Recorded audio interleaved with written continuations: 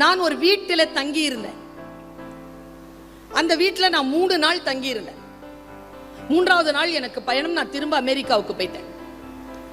அந்த 3வது நாள் நான் கிளம்புறதுக்கு முன்னால எனக்கு அந்த வீட்டில் ஒரு அனுபவம். முதல் நாள் வந்த பொழுது அங்கே ஒரு 6 மாத குழந்தை.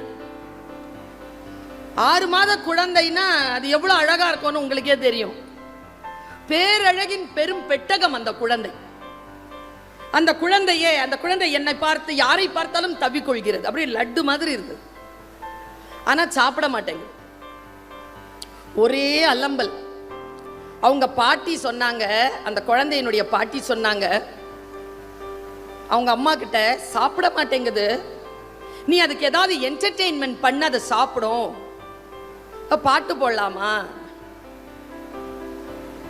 சரி பாட்டு போடலான்னு அந்த பொண்ணு போய் நின்னுட்டு பாட்டு போடல.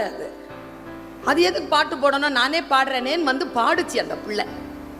பாடின உடனே அந்த குழந்தை கலகல கலகலன்னு சிரிச்சு அந்த ஸ்வீட் பொட்டேட்டோ சக்கரவள்ளி கிழங்கு சாப்பிட்டுருச்சு. அது முதல் நாள் நடந்ததா?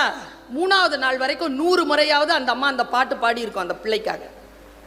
அந்த குழந்தை சாப்பிடும் போதெல்லாம் அந்த பாட்டு கம்பல்சரி ஆயிடுச்சு அந்த குழந்தைக்கு. அந்த பாட்டு வந்தால் தான் அது சாப்பிடுது. அந்த அம்மா சாப்பிடாத நேரமெல்லாம் பாடிட்டு இருந்துச்சு, அது வேற. 100 வாட்டி கேட்டு மனப்பாடம் ஆயிடுச்சு எனக்கு அந்த பாட்டு. இந்த குழந்தை அவ்வளோ சந்தோஷப்படுத்தின பாட்டு. காத்து மேலே, காத்து கீழே, காத்து ரைட்ல, காத்து சைடில், காத்து மேலே காத்தடிக்குது, காத்து கொஞ்சம் நாத்து கலகல கலகலன்னு சிரிக்குது புள்ள.